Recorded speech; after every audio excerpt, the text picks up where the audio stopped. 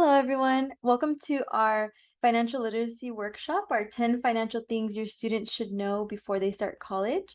My name is Jessica Ruiz. I am a financial aid counselor here at La Sierra University. I'm accompanied by my colleagues Jay Kachka. He's also a financial aid counselor here at La Sierra, and Andrea Schroer. She works for our financial literacy department. So today we're going to be covering parts 1 and 2, keeping track of your spending, budgeting, and why saving is important, and learning to say no, knowing the difference between a want and a need. If you're interested, we do offer live webinars. So each evening does require a separate RSVP. You can copy the bit.ly link provided below, and it is case sensitive, so be sure that it looks exactly the same as you see it on your screen. Now I'm going to hand it over to my colleague Jay for more information.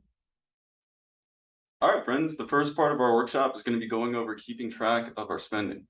And we are going to go over the importance of saving and budgeting. And budgeting is a skill that really is lifelong. And the reason why is because maybe you want to buy a car someday, maybe you want to finance a house, or more importantly, finance college.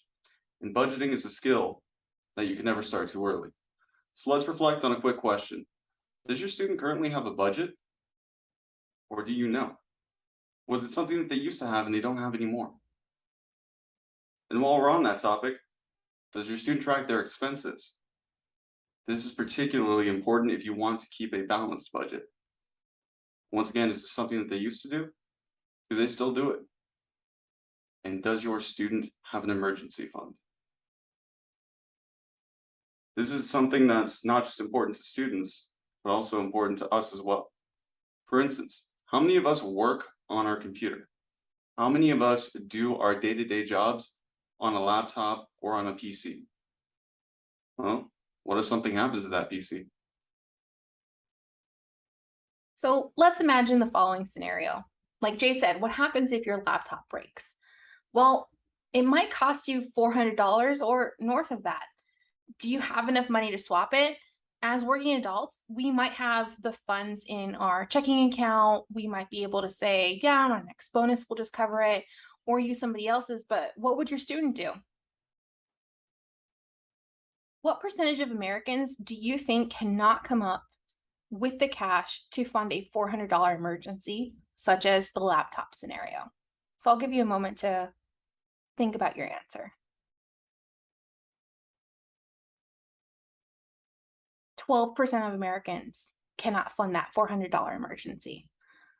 So how do we better prepare our students for that? Here's a couple of different ways one can fund $400.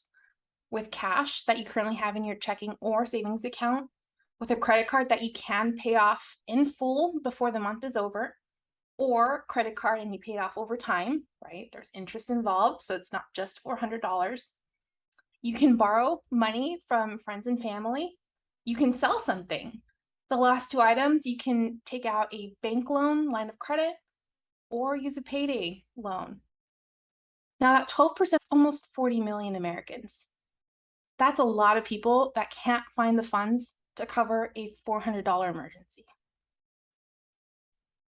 With an emergency budget, this prioritizes survival above all else. It eliminates all unnecessary expenses and solely accounts for your basic needs and financial responsibilities. So, what do basic needs look like? Well, to some people, that's healthcare, education, food and shelter, maybe transportation, or information like having access to the internet. So how do you budget? Is it with an app? Good old pen and paper? Maybe on a spreadsheet? Or do you have yet to budget? There's a variety of ways to budget as well as a variety of budgeting techniques.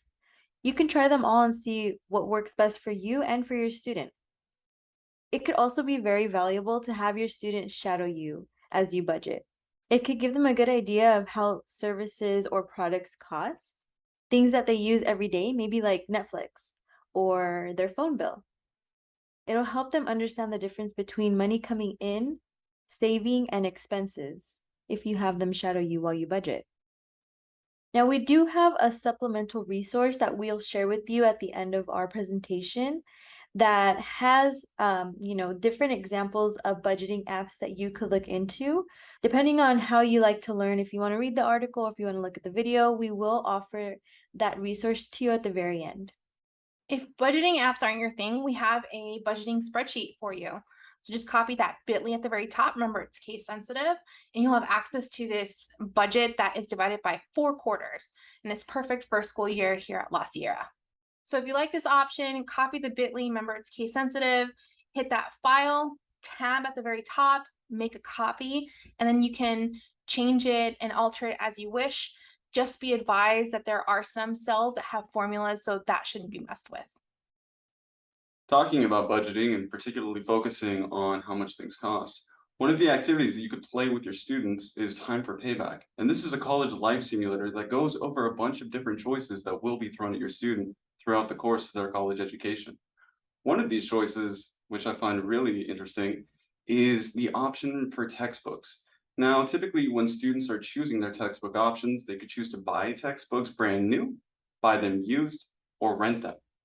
Now, one thing that's important to keep in mind is certainly buying textbooks new is going to be more expensive, but it comes with the added bonus of they're yours to keep. You could use them after the course if you choose to, or you could even give them to the upcoming students that are going to be taking that course next. Now, buying used, of course, isn't as prestigious. However, you do get the added bonus of occasionally there will be things written in the margins that you may be able to use in your own studies as well. Renting textbooks is going to be the cheapest option. But what happens if you lose those textbooks? What will be the cost of that? And will it overall be even more expensive than just buying textbooks brand new to begin with? These are something that are really important to consider when making these types of decisions.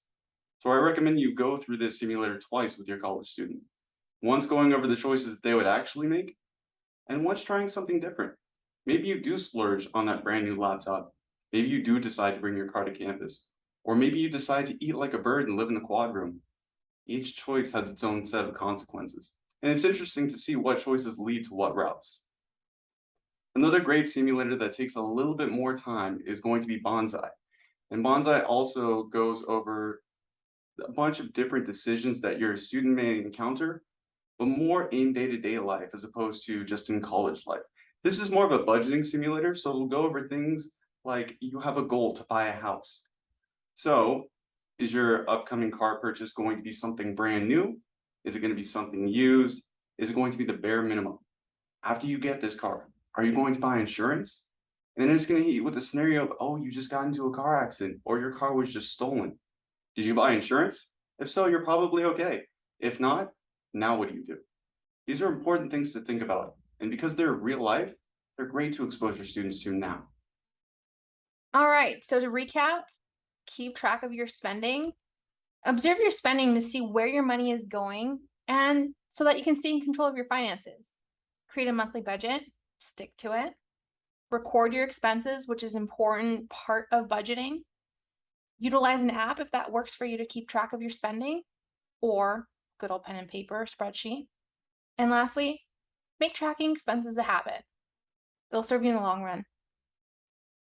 So do you feel confident relaying this information to your student since we've just completed the first section? And if your student's with you, did all that make sense? The second section of our workshop is going over learning to say no. And we've constantly learned to say no to other individuals, but have we really learned how to say no to ourselves? For instance, do we really need the latest version of the iPhone? Do we really need to upgrade our car right now? We need to understand the difference between a want and a need. And this is important for our students as well. Let me ask you a quick question. Does your student tend to spend more money every month than they earn? When they get their paycheck, do they try to spend it instantly? Or do they try to save it for a little bit? So what's the difference between a need and a want? Jessica kind of touched on that when she was describing an emergency budget, saying how it's basically only your bare necessities, right? The necessities and your financial responsibilities. So what's the difference between a need and a want? A need or a necessary expense are things that are typically fixed and they include your basic needs. A want or an unnecessary expense embodies things that you can live without. These should be removed first or assessed when making an emergency budget, just like Jessica mentioned earlier. If you'd like another activity to do with your student, the bit.ly link is at the top of the screen. Do this with your student to determine what they find is a need versus a want. So to recap this section, learn to say no to peer pressure and impulses to help keep your spending under control. Be honest about your wants and your needs, and look for inexpensive alternatives to wants and to your needs if possible. Set limits on weekend spending, dining out, and consult your budget before you make any decisions. So just a quick check-in, do you feel confident in relaying this information to your student? Maybe your student's with you. Did all of this make sense? As Jessica mentioned earlier, we have a supplemental resource for you. This has the links to anything that we've talked about, some videos, activities, etc.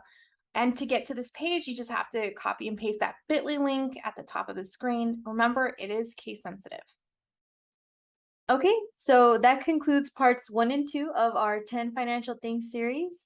As I mentioned before, we do offer the live webinars, so if you're interested in joining us, go ahead and copy that bit.ly link you see there on your screen.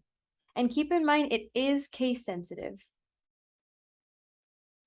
Okay, so that's all we have for today. We'll see you in parts 3 and 4.